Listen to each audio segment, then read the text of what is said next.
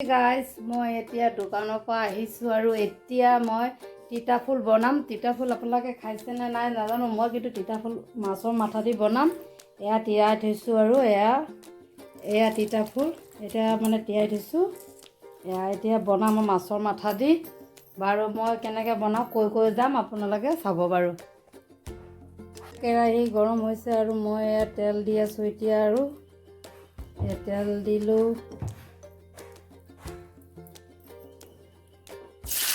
পিঁয়াজ দিছোঁ, জলকীয়াও দি দিছোঁ আৰু তাৰপাছত নহৰু কেইটামান দিছোঁ। এয়া তিতা ফুলখিনি ধুই পেলাই এতিয়া ঢালি দিছোঁ। অলপ নিমখ দিম, হালধি দিছোঁ, হালধি দিম আৰু নিমখ দিম। নিমখটো নিজৰ টেষ্ট অনুযায়ী দিব। এয়া দিছোঁ আৰু ইয়াত জলকীয়াও দি দিছোঁ আগতে, ক'লো নে নাই পাহৰি গৈছোঁ আৰু। তাৰপিছত এয়া লৰাই পেলাই ইয়াত আৰু পিঠাগুড়ি ঘুলি থোৱা অলপ এয়া দি দিব লাগিব।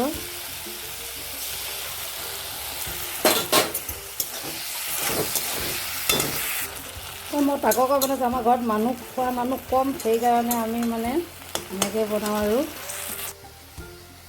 এতিয়া ইয়াত পানী ঢালি দিম আৰু অলপ সিজিব। তাৰপাছত ইয়াতে মাছৰ মাথা দিম আৰু এয়া মাছৰ মাথা দিলোঁ আৰু এই পানীখিনি শুকাই যাব। তাৰপাছত আকৌ অলপ সময়ৰ কাৰণে ঢাকি থ'ম আৰু থুপথুপীয়া হ'ব তেতিয়া উলিয়াম আৰু চাই থাকিব।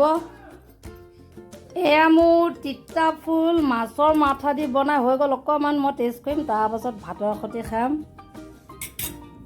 এতিয়া ভাত খাম, বহুত ভোক লাগি আছে আৰু